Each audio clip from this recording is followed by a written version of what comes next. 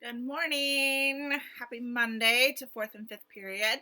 I wanted to first just thank you guys, those of you who jumped on and had some Zoom class with me last week, just so I could hear people's voices or see your face. It was just nice to get together for a little bit. Um, I'm going forward. That's what I want to try to do more of is give you something to think about, a lesson here on video, and then we'll have discussion in class and try to do some more teaching like we normally would in class, but just move it to Zoom. Can't do that every day because we've got a ton of meetings on top of this. But I want to try to do it more because I really want to go back to real learning like that. It's hard to do this YouTube stuff and not be able to hear what you're thinking or ask questions or know if I made it clear. And so we'll definitely figure out some ways to kind of shift that in the next week. So this today, you're going to listen to me really here for a couple minutes, and then after this, you're going to go take some notes on a couple of videos. And then tomorrow, there's going to be two options for you to join me in a Zoom conversation. Okay. And if you can't do that, or it's too hard tomorrow, or you really don't want to talk with other people, then you'll have a writing assignment in place of that. But I would love it if people would jump on tomorrow and have discussion with me. I'm also going to share some more stuff tomorrow that you'll add to your notes in that Zoom conversation. So if you can't make it, you'll need to get those notes also. Okay. Which is fine. I'll post them and you can do it. It'll be like the Zoom alternative assignment. But I would love it if people would jump on, and I'll give you those times later so you'll see it and you can work your schedule around that. Okay. All right. And there'll be one like during the day, and then there'll be one in the evening. So if that works better. I know some people are sharing computers and taking care of siblings, and like there's a lot going on. So I understand all that. Okay. Also, fourth and fifth period, all your assignments are in the grade book. So if you go into Power School, if you don't have a grade for something, it's because it's missing. Okay. And those will turn to zeros at the end of this week, just so people have an idea of where they're at. Okay. So whatever's missing, you should get it in now because that will change your grade for sure on Friday. Okay. Just a couple of things. One, I wanted to update you on numbers. So for today, we are at, and obviously it's early in the day, but we are at 1,872,925. I'll just bring this forward for a minute. For deaths, we're at 116,000, so we passed that 100,000 mark this weekend. At the US, we're at 561,000, so we're now at 500,000, and our death rate, we're at 22,000. Somebody was saying on Friday, like, let's talk about who's recovered, and yeah, there are lots that have recovered too. That number's not as high yet because we're still in the middle of it and people are still sick. So that rate will start to go up, and they really do think that the flattening is working. That does not mean that we're coming out of quarantine, though. And so it's just going to require some more patience. It's going to require us really buckling down and just saying, this is the reality, and it's not fun, and it sucks, and it sucks for me too. This is not my favorite either. So I get it, and I know a lot of you are like ready to just snap. So I understand. Some of you are totally enjoying this. You're like, oh my God, school online is perfect. I love it. Come back in the fall. I need you. But I know, I get it. It's a lot right now. Okay, so I just wanted to give you a little update on that.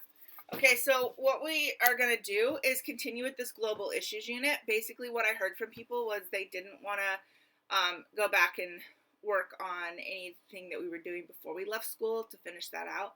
So we still need to do the Cold War and talk about Vietnam and the war that happened there with Cold War. So we will do that, but we'll finish this global issues unit first. So part of that is pandemic. So we talked about HIV. We're living in a pandemic. So we kind of talk about that. But now I want to move on to water and food insecurity. And I'm just going to spend a little time on each of these things. So not like lengthy. And then you'll do a project at the end of all this. So I just want you to know there is something coming in time. Okay, I'm going to take this off. Okay, so we're going to move on to water and food insecurity. So how do we meet global demand and protect human life? So both water and food insecurity is a big issue because we need to make sure we have those things. But when you've got almost 8 billion people on a planet, how do you actually account for this? How do you actually deal with this when you say this many people don't have water or food? And right now, I think this is, I'm not talking about food insecurity like our country is experiencing right now with food banks. And I don't know if you've seen like the amount of people going to food banks, or maybe your family's been affected by that. That is definitely a form of food insecurity. But we're really talking about where there is zero access to that. You don't have any chance to even get that. There's not even food banks that can provide that. Okay. So it's a totally different level of food insecurity. And we're going to start with water. I think, we really take it for granted that we can turn that faucet on. I think this will give us a chance too to like get outside of ourselves for a minute and go, okay, at least I'm not facing that situation of trying every day to go walk and find water. It's a serious issue for a lot of people. Okay, so on this chart, let me explain. The numbers are really light and you won't be able to see it, but this is basically months. So each of these boxes is a number. So this is 12 months, 11, 10, 9, 8, 7, 6, 5, 4, 3, 2, 1, and 0. Okay? The lighter the color, they spend 0 months with water insecurity. So like in the middle of these tropical areas, right, you are not dealing with that water insecurity. Where you have a lot of lakes, rivers, that kind of thing, you are frozen water to rely on. Like you're not worried about water so much.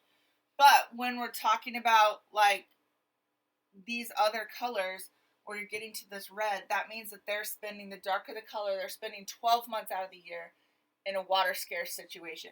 11 months, 10 months, right? So the darker the color, the more months you are spending in water insecurity. From this 0 line, all of this, that's 70% of the world's population. So 70% of the world's population lives in this situation of where you have water insecurity on a regular basis, okay? So that means they're dealing with not having enough water consistently, okay? So you want to think that we've got enough water, for example, right here, but actually there's huge parts of North America that are dealing with water insecurity. Even when I lived in Colorado, the small town that we lived in had a reservoir, which is where we got our water, and there came a point where they actually limited showers. They limited laundry, and there was absolutely no outside watering. And often every summer we would end up with no outside watering, simply because the reservoir where we got our water would become low enough that we couldn't use that water. So it's happening. Yes, it's happening worse in places where you have desertification happening, where there is already desert to begin with, and then that is amplified by global warming. But there are lots of places where people are dealing with water insecurity, and these places are growing. So they're becoming less and less, more and more. And some of these areas where we have underground water, we're taking that water out from underground aquifers at such a rate that the water scarcity is actually exacerbated just because of that situation alone. We're just draining them at such a rate because we don't have groundwater sources to replace it. Okay, we're going to talk more about this. All right, so what is water scarcity? And let me just move this down or up. Okay, so simply put, water scarcity is either the lack of enough water, quantity, so you don't have enough, or the lack of access to safe water, which is quality. So I might have some water, but that doesn't mean that it's actually quality, safe water that's usable. And we're going to talk more about that when we have discussion tomorrow. But that safe water is a key. And you think that because we have a tap and we can turn that on and get water, it seems to us that we wouldn't be running out. But if you go back to this video, even half the United States is facing that water scarcity. So it's not something that we can just sit here and ignore and go, oh, well, we don't really have that, because we do, okay? It currently affects about 2.8 billion. Some numbers are higher. They say 2.9. Some say 3. So that number varies. But people around the world, we're basically looking at 2.8 billion people on all continents. So there's no place that's untouched. At least 1 month out of every year, more than 1.2 billion people lack access to clean drinking water. So we're going to watch a story when we have class tomorrow on Zoom, just about how the situation is, where sometimes there's water and then part of the year there is no water. And you're often sharing that water with livestock. And so it's a big deal trying to find that water that's safe and then there is enough of it. 780 million people lack access to clean water on a daily basis. Not just 1 or 2 months out of the year, but they're on a daily basis, they're lacking it. Inadequate access to safe water for about 884 million people. So inadequate, meaning I might have it for part of the year, but I'm not having it for as long as I really need it. And in the 20th century, basically, our population grew threefold, but water demand grew sixfold. So when that water demand goes up, and part of that's factory production, we're going to talk about that. Part of that is irrigation of more crops. When that goes up, then you're not meeting the demand for water because your population has grown too. So we can't basically keep going at the rate we're going because we're going to run out of clean water. And we'll talk about more how that works, but we have grown and outpaced our availability of water. Okay, so tomorrow in Zoom class, we are going to talk more about this, and we're going to get some more details. I'm going to show you a couple little quick videos, or like 2 minutes, and we'll add them to our discussion in Zoom, okay? But today, I've left you with 2 video links that I want you to watch just to get a basic start on this water scarcity. And so here's your assignment for today. So 1, make sure you do the do now. 2, watch the 2 videos that I gave you on water scarcity, and they're on Google Classroom. And you're writing down 10 facts from each video. That means detail. They're short videos. So I'm asking you to get the facts out of those videos. Like, all the facts, really. Because there's it's a short video, so you're going to have to quickly make sure you get all the facts out of those videos, okay? The first one especially is short, so you're going to have to really work to get those 10 facts. So I want the details out of that, because it's important. I want you to have some basics before we start moving on and discussing on Tuesday, okay? So we're also, as we go through this unit, going to look at the concept of thrive and survive. So it's, yes, we want people to survive, but it's also about, do they thrive? Are they actually having success beyond just finding necessities? And this water and food insecurity makes it really hard to thrive, like thrive going to school, thrive having a business, thrive using your passion, your talents, any of that. It's hard to do that, grow as a community, build culture, if I'm just trying to exist to find water and food, right? And I think right now we can relate to that a little bit, just because of the stress that all of our families are under of, do I have enough food? Can I find everything that I need? Are we going to have toilet paper? Like, those things are real for us right now. And so I think this is a good time to sit and examine some of these world issues when we're in a very different situation. And then if you add a pandemic to any of these situations, you just amplified it. Now I need clean water to wash because of COVID-19. How am I going to find clean water when I haven't even had clean water to start with? Okay, so those things become even more important when we're talking about a pandemic. And any place that a pandemic can get out of control affects all of us, right? So we've even seen that here with our country having this super high rate. All of that affects all of us. So we all have to really be careful that wherever in the world we're looking at, those overlapping spheres, right? If we're ignoring the environment, or we're ignoring a part of society and we only care about the economy, we're ignoring how that actually ripples out to all of us. So it doesn't just stay isolated, especially in the case of a pandemic, it ripples out. So the more we're taking care of people, the healthier we are, the better we all are, okay? So take notes on the videos today. Please join me tomorrow on Zoom.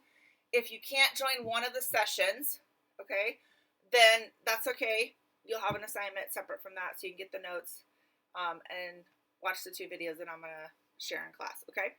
So class tomorrow, and just know that I love you. All right, have a good day.